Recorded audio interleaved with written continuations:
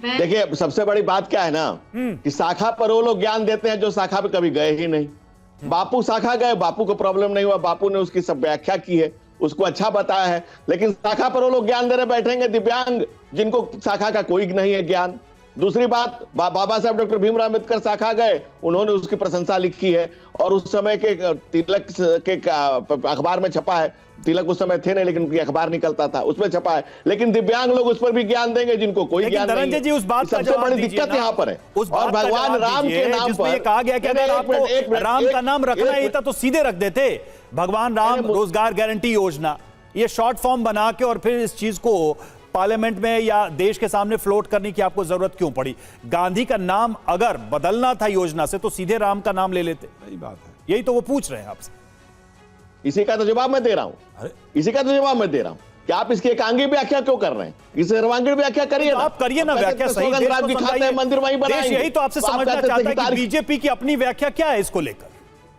वही तो मैं आपको बता रहा हूं, पूरी सुनने तो थोड़ा सा धीरज तो रखिए। मैं पहले उनके बातों का जवाब दे रहा था। कभी बापू से, कभी महात्मा गांधी से संघ ने किसी तरह का कोई डिस्टेंस नहीं रखा। और गांधी भी वर्धा की शाखा में आते हैं। मैंने कहा वो दिव्यांग जिन्हें नहीं है शाखा का ज्ञान, वो भी देने बैठ जाते हैं ज्ञान। ये सबसे बड़ी समस्या है इस देश की। और जहां तक राम के नाम की बात है, हमने राम के नाम पर सरकारें कुर्बान की है। चार सालों संघर्ष किया इस देश के लोगों ने। सरजू के पानी को अपने रक्त से लाल किया है, तब जाके वो दिन आया है कि भगवान इस देश के लोगों ने राम मंदिर बनाया है। लेकिन वो दिव्यांग जो ज्ञान देने बैठते हैं, उन्होंने कभी कहा कि नहीं ये मर्यादा पुरुषोत्तम है, इनकी मंदिर यहाँ बननी चाहिए? कभी उनके बच्चा थे, नापी तो नहीं लगा रहे थे, जवाब दीजिए। उस समय तो नापी नहीं बना रहा था उनका के नाम की जगह अगर गांधी दर्शन से जुड़े हुए राम जी के नाम को रख दिया गया तो नहीं मर्यादा पुरुषोत्तम हो। कभी बोला है? स्टेटमेंट दिखा दीजिए तो। ठीक है धनंजय जी, दिखाइए, उनको जवाब देने दीजिए। अब उनको जवाब देने दीजिए। जी पूजा जी, कितना बेहुदा तर्क है। तो सरदार पटेल ने आपकी शाखा को बैन किया था महात्मा गांधी की हत्या पर। महात्मा गांधी की हत्या पर आप मिठाई बांट रहे थे, पटेल ने वो वापस लिया था और इसीलिए आपको नहीं पता है।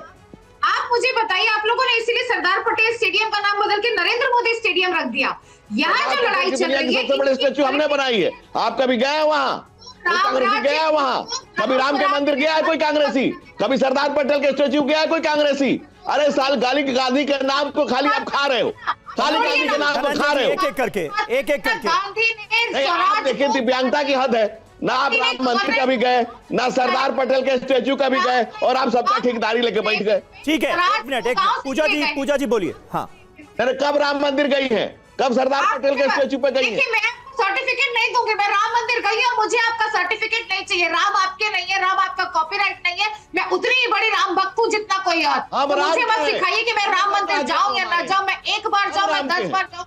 मैं धनंजय गिरी को हमने कभी नहीं कहा कि हाँ राम हमारे हैं। हाँ, हम राम पर कुर्बान हैं, हम राम हमारे हैं, हम राम के हैं, हम राम के काम आए हैं, हम राम के काम में अपने आप को होम करने के लिए तत्पर रहे हैं।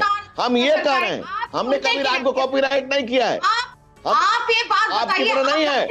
हम राम पर खुद को पे न्यौछावर करने के लिए सदैव तैयार हैं। सरकारें खोई हमने, गोलियां खाई है हमने, सरजू के पानी को अपने खून से लाल किया है हमने, कुर्बानियां दी है, बलिदान हुए हैं, और आपने कुछ मानसिकता को ध्वस्त किया है। जो आप कहते थे कि राम काल्पनिक है, उनको सत्य सनातन संस्कृति का ध्वज पताका हमने फहरा करके आज खड़ा कर दिया है। तो आपको मजबूरी में धनंजय जी आपकी बात हो गई। अब पूजा जी को अपनी बात रखने दीजिए। पूजा जी, क्या इस मसले पर कांग्रेस पार्टी को जिस तरह बीजेपी घेरने की कोशिश कर रही है, क्योंकि ये आरोप तो आपकी सरकार पर बार बार लगाया ही जाता है, बीजेपी कहती है कि देखिए राम को काल्पनिक बताया, अब राम का नाम अगर आ रहा है तो उस पर कांग्रेस पार्टी विरोध करी, इससे कहीं एक गलत मैसेज तो नहीं चला जाएगा एक बड़े वर्ग में?